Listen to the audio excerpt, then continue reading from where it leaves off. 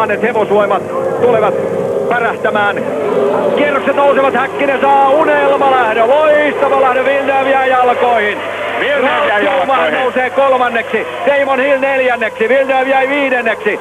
Mutta Schumacher, hän ei aivan tuossa päässyt kovinkaan monta päänahkaa kuittaamaan, mutta hirvittävää taistelua tuolla peräosastossa on. Häkkinen johtaa, Coulthard toisena, Ralf Schumacher kolmantena, Damon Hill neljäntenä. Siellä on Mika Salo, hänen takanaan on yksi Benetton. Häkkinen ensimmäisenä tuohon mutkaan, David Coulthard toisena, Ralf Schumacher kolmantena.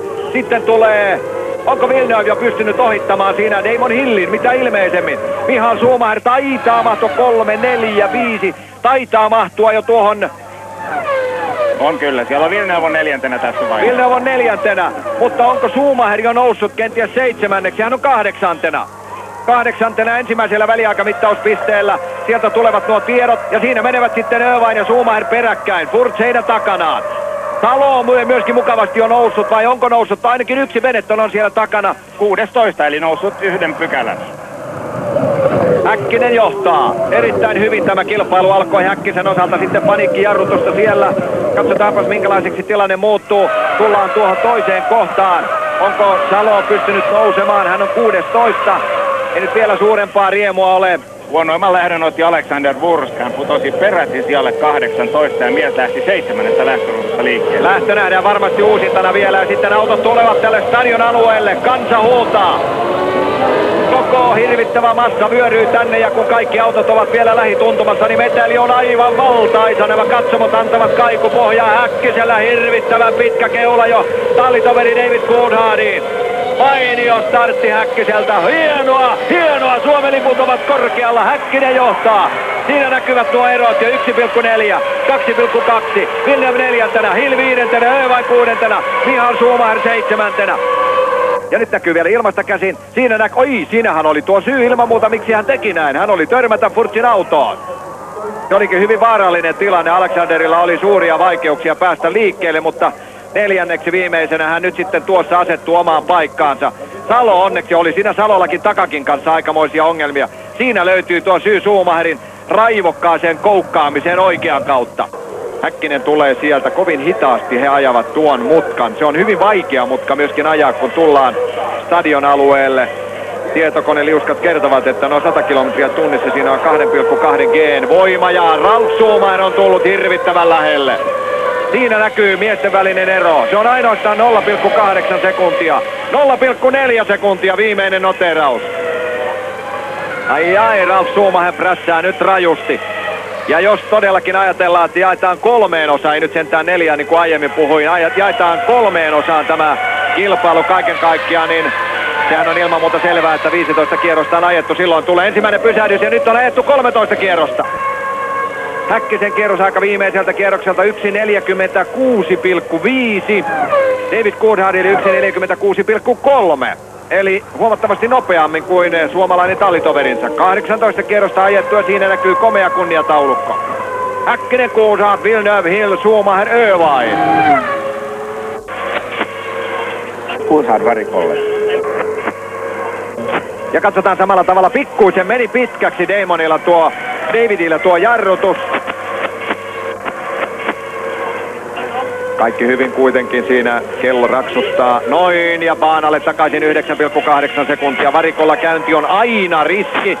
Häkkinen ilman muuta pääsee tuosta kuittaamaan tallitoverinsa edelle. Lähituntuma säilyy. Erittäin kellon tarkkaa työtä. Ja David tulee siihen imuun aivan lähelle. Toivon mukaan nyt ei lähdetä minkälaisiin harakiri-ohituksiin, vaikka kenties nälkää olisi. Nyt nähdään tuo Davidin tulo sisään. Siinä mennään vähän pitkäksi ja siellä on edessä oleva jarrumies. Aina se vaarallisimmassa paikassa oleva, eli tuo keulimmainen mies. Nyt on huolia jollakin tavalla McLaren pilttuussa. Menepäs nopeasti sinne tarkkailemaan tilannetta. Norbert Haug ja Mario Iljon. Nyt siellä käydään neuvonpitoa. Kumman insinöörin kanssa? Nyt täytyy sanoa, että oliko Häkkisen insinöörin kanssa Ron Dennisillä? Mielestäni ei ollut. Ei ollut. Se taisi olla sittenkin David Coulthardin. Mutta kyllä me pian eikä kilpailuinsinööri, vaan sanotaanko tiimi-insinööri.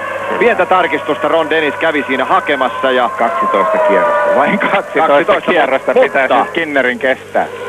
Ja tässä nähdään mukavaa kuvaa Jacques Villeneuven autosta. Hän on saanut jo näköetäisyydelle molemmat McLarenit.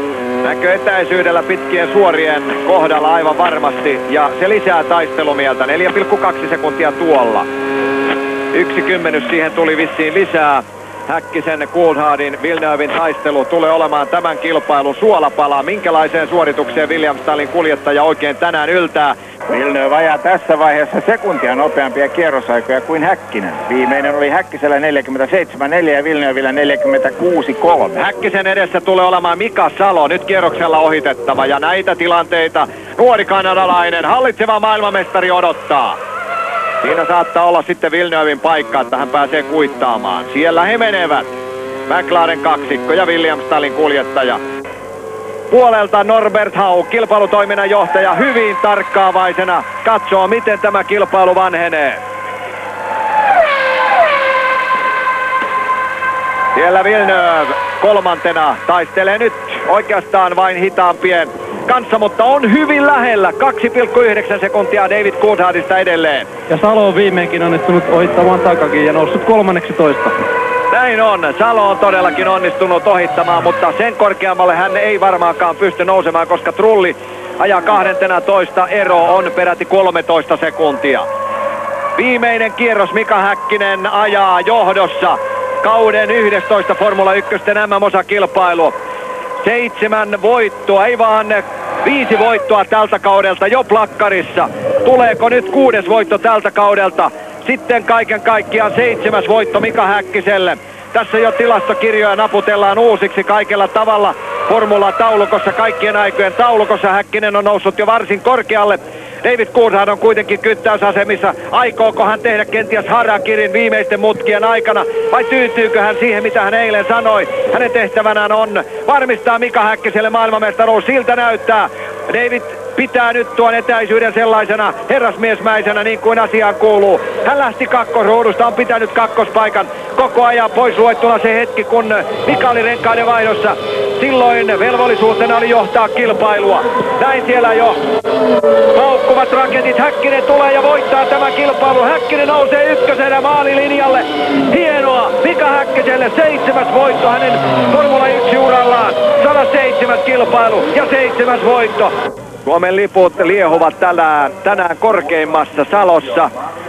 Enemmän kuin Saksan liput pääkatsomosta tälläkin hetkellä on havaittavissa selvästi. Saksan liput ja Ferrari-liput ovat, voisiko sanoa, lähestulkoon puolitangossa. Näitä kuvia seurataan kaikkialla maailmassa.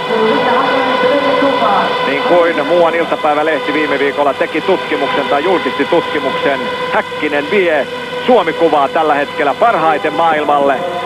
Kenenkään on turha esittää sora-ääniä. Se on kirkas totuus. Ja sitten kansallislaulu. Seisaltaan nousee.